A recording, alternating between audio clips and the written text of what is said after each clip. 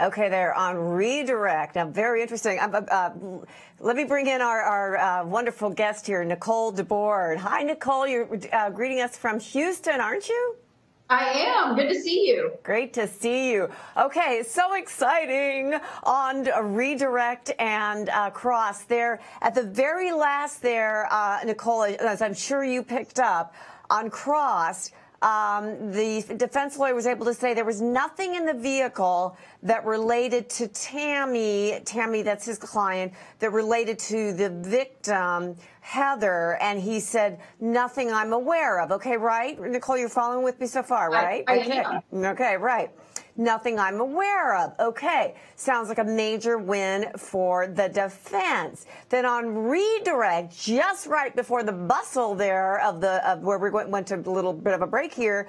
Well, it wouldn't have been important to you if you had been able to track the black truck, and that's where then then he said, oh yeah, that would have been really important to me if I'd been able to see the end of that black truck. Nicole, what do you make of that? And that's where they went into the sidebar. Right. I think that this is obviously one of those cases that is just entirely based on circumstantial evidence. And obviously what the defense is doing is trying to chip away at the fact that these circumstances and the little pieces of sort of ancillary evidence don't add up to his client's guilt. And now what the prosecution is doing is bringing in this additional potential circumstance. And the defense is saying, wait, we don't think that that should be relevant here, and we don't want the jury speculating about that. So I do think it's problematic for the defense, and it's certainly what they want the jury wondering about. Right. But and here, you know, the prosecution is coming back and saying, look, you know, jurors, don't be waylaid or swayed by the defense fancy feet here saying, you know, well, you know, yeah, I didn't find anything here in this particular search, but, you know, that's because, you know, you're not asking me the right questions now, are you, defense attorney? Which, of course, you know, that's what they're supposed to do. Right. That's, you know, as you, Nicole, come on, you know, as being a defense attorney yourself, and a right good one. How do you think the defense is doing so far? I think while it certainly looks tedious watching all of these little details being broken down into smaller details, this is exactly what the defense should be doing here.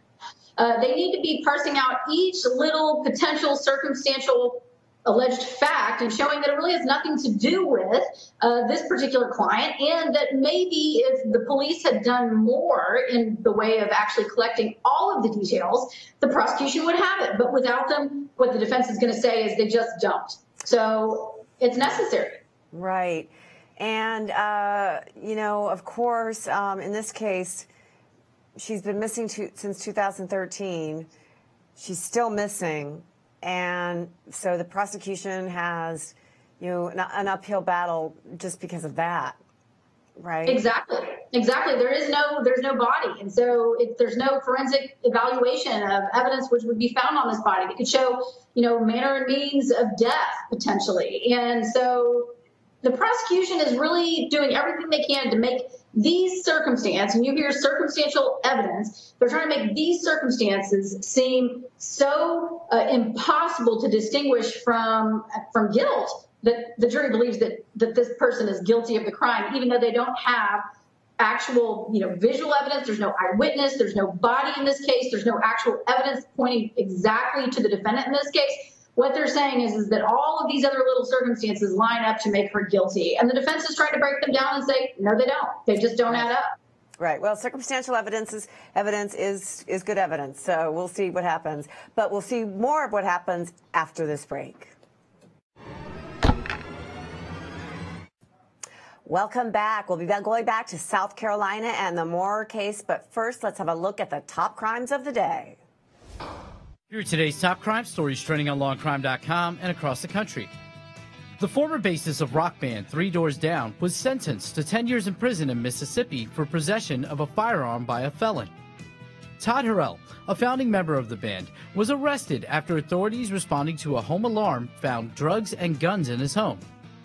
Harrell served 2 years in prison for a fatal crash he caused in 2013 in Nashville and was kicked out of the band after a DUI offense in 2012. A Kentucky middle school teacher and nurse are coming under fire after video surfaced of them dragging an autistic student down a hallway, causing several abrasions to the boy. The child, Thatcher Grayson, is seen being dragged by his teacher and a nurse at the Tates Creek Middle School in Lexington. Grayson's mother has filed a complaint to the local district attorney. No criminal charges have been filed yet, but the nurse was placed on paid leave pending an investigation. Nicholas Cruz, the man accused of the mass shooting at the Marjorie Stoneman Douglas High School in Parkland, Florida in February, reportedly trespassed at the school 6 months before the shooting. Cruz allegedly confessed to the shooting during police interrogations and reportedly wants to plead guilty in exchange for life in prison, but prosecutors allegedly rejected the offer.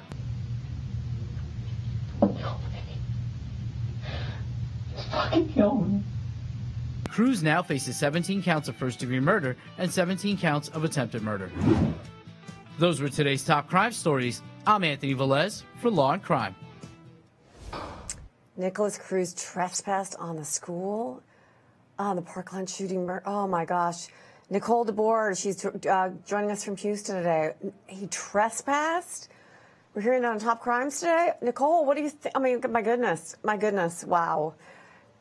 I think it's pretty outrageous, and I think that they have to take it seriously. I mean, these schools are all doing everything they can to assure all of the parents and the students that go to those schools that the school is safe and that they're being vigilant. And this kind of thing is scary, and the prosecution is going to have to take it seriously. Yeah, absolutely. I mean, and you know, you know, it's just schools have changed so much, and look at this. I mean, look at this. It just breaks your heart. And I wonder what the prosecution's going to do. Whether they're going to take that. If he has actually said that he'll plead for taking death off the table, if his lawyers have said that for taking death off the table. That'll be interesting. That'll be a very, very interesting dynamic. And, of course, they'd have to get all of the victims, I would imagine, get all of the victims' families to agree to that. Not just one, but all of the victims' families to agree to that before they would do that. I want to switch gears a little bit. It was not on Top Crime today, but out in California, Robert Durst. I know you know that name. It's been around for a long time. The real estate mogul. You know, we've heard about the HBO series Jinx when he was on that, and he said all the things like, did I kill him? I guess I killed him. You remember this? Now, oh, yeah, it's hard to forget this one. You do, Nicole. Okay, now you remember probably the best because of that crazy trial out there where he was acquitted of not just killing a guy, killing his neighbor, but let me see, chopping him up. He was actually acquitted of that. Remember that crazy trial? And we're talking about Robert Durst, who is, let me just bring it up to speed today. He's out in L.A. He's going to be standing a prelim hearing where all the government have to do is show probable cause. This isn't a full-on trial. 3 days, it's going to be about 3 days. Prelim hearing where they have to show probable cause that he should stand trial. Why? For the premeditated murder of a longtime friend of his named Susan Berman. Now, this isn't the murder that we're all thinking about, the murder of his first wife. No, that has not even happened yet. That's out here on the East Coast. We're not even talking about that yet. We're talking about Susan Berman, who, by the way, maybe the motive, some say, allegedly, for killing Susan would have been that she was going to talk about Durst's killing of his first wife. Okay, now this is all getting complicated for you. But, so he's on the prelim hearing for that, okay? But before even that, he got acquitted back in Nicole State, where she is now there in Texas, of dismembering this guy. And I'm telling you, Durst is okay, I'm opining here a little bit from the anchor chair. Looked to me pretty lucky when I was a legal analyst, legal analyzing it, for dismembering, when he admitted to dismembering his neighbor. He didn't even get convicted of littering for a body. I mean, I'm sorry, Nicole, you take over from here. This was incredible. It was in Texas 2001. That's when the guy was dismembered, and he gets acquitted. Come on, Nicole, take it from here. I'm opining too much. Sure. Well, you know, I mean, the reality is it was some fantastic lawyering, obviously, on the part of Durst's lawyers, because what they were able to do is get this Texas jury back when this trial happened in Galveston to separate the actual killing from what happened next. And as you've already explained, Durst admitted that he did, in fact, decapitate his neighbor after the killing. And the question before the jury was whether or not he should be convicted of murder for the killing. And what they were able to do is help that jury realize that this neighbor was a little bit dangerous and had threatened him. And certainly what the jury ultimately believed was that Durst acted in self-defense and that it didn't matter what he did once the act of the killing was done. And so they did acquit him of that murder. Yeah. Didn't matter. He chopped him up into lots of little pieces and then ran away up to here, up to the East Coast, up to Connecticut. Ran away and chopped him up and all that stuff. None of that mattered. No, didn't even get him for littering. No. Well, and it turned out that the defense was able to bring forward the medical defense that Durst actually has something called Asperger's, which, he was able to say to this jury at that time, look, I was so scared after this was all done that I didn't handle it in a way that you might handle this situation, but that my original choice to end up killing this complainant was in self-defense. And so the jury was able to separate these crimes from self-defense and ultimately from the behavior that happened after the killing. Well, I just remember, as I say, I was in the analyst chair at that point as opposed to the anchor chair, but I just remember being absolutely stunned when that verdict came in. So now we're fast forwarding, and now he's at the preliminary hearing for the killing of, as I say, an old-time friend of his, and the government only has to show probable cause. And they are going to be, bringing in, I'm sure, at some point, this confession on air, supposed confession on air, that when he didn't think the microphone was on. All right, so I'm sorry, Nicole, since you were in Texas and the Durst hearing is happening in LA, and it brought up that memory of that case. So we will now go back to South Carolina and back to the business of the day, which is the Moorer case. So we're going to go back to a little bit. They're on a break right now, but they'll be back in a few minutes. So while they're on break, let's go back and analyze just something that happened really recently, and we'll go back to it and we'll analyze it on the other side. Listen in. Okay, Nicole, my expert from Houston that I'm able to throw curveballs to. I love it. Nicole, I think what's going on here with this victim's coworker, Dennis Hart, is that the prosecution is setting up motive, that the victim, Heather, was having an affair with the husband of the defendant, and so we've got kind of a triangle going on here. How do you exactly, and that's you're 100% right in my opinion. And the prosecution has this problem. I mean, they don't really have any direct evidence, and while circumstantial evidence is evidence, it's a little bit of a thin case. Now, what they're trying to do is put a witness on that says, all these little pieces of information that we've given you so far, here's why this would have happened. This is motive information, and it's about the affair. Exactly. All right, we're going to go back. We're going to have a break for just a minute, and we'll come right back and have some more. Stay tuned.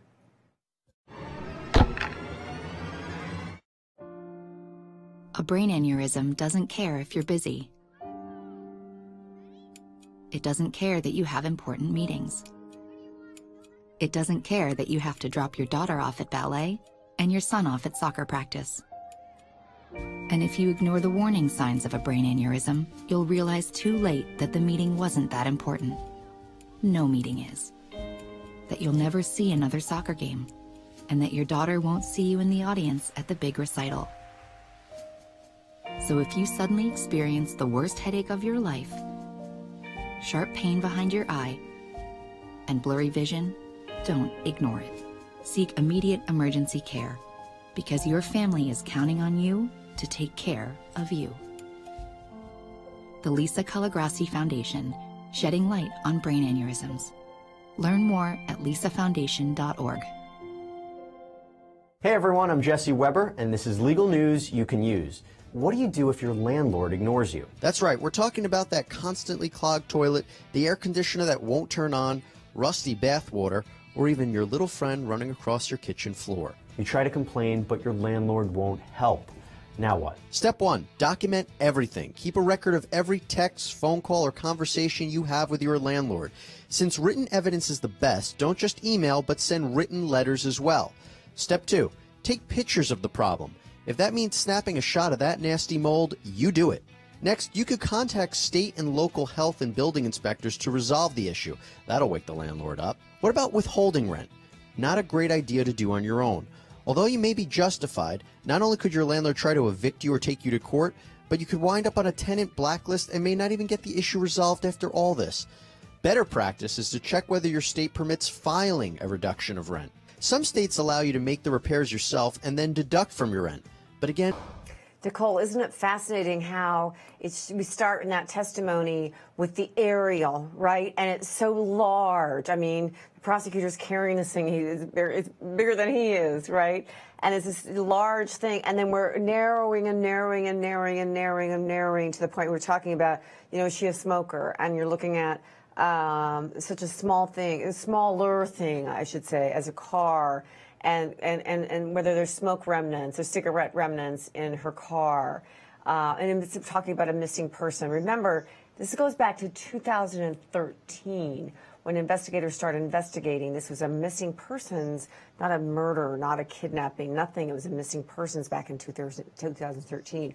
What do you make so far of this investigator and sort of the Jill Domiger of the crime scene investigator and the job she's doing on the stand? I think she's doing fine, all things considered. But, you know, as you've already pointed out, when she was called on to do her job, she was there to investigate a missing person, and it's a missing adult to top it all off. This was not an emergency type scene, and it's not the same thing to collect information from most of these crime scene units when you're not talking about a homicide or something more serious. You know, if you have a crime, you're going to look at evidence in a different way than perhaps she did. Right, exactly. It's a very different thing than if you're called for a child, for example, and you know that person is missing, and you know it's a completely different kind of situation where you've got to get them in 24 hours, or you know that your chances of getting them alive diminish by every hour. When you've got an adult here, it's a completely different thing. What did you think of her? You know, ability, though, to narrow fairly quickly in on, you know, the fact that this was her car and this was her DNA and that there was nothing really else that was found. You know, there was nothing else that was linking so far this car to the defendants, or defendant, I should say, in this case, not her husband. Right. You know, and I think that she's doing a good job of being able to tell the jurors what she knows. When she's answering the questions, there's just not a whole lot of information that she has. She's remembering the information that she gathered and that she put into a report and made a note about, but she doesn't have any extraneous details because she didn't take them down at the time and put them into the report. And, you know, all these years later, it's a little bit difficult for her to fill in those gaps, I think, at this point. You know, when I'm asking you these questions and you're raising these issues about gaps and things like that, it raises for me the question of, why don't you think this case bled out? You're a defense lawyer.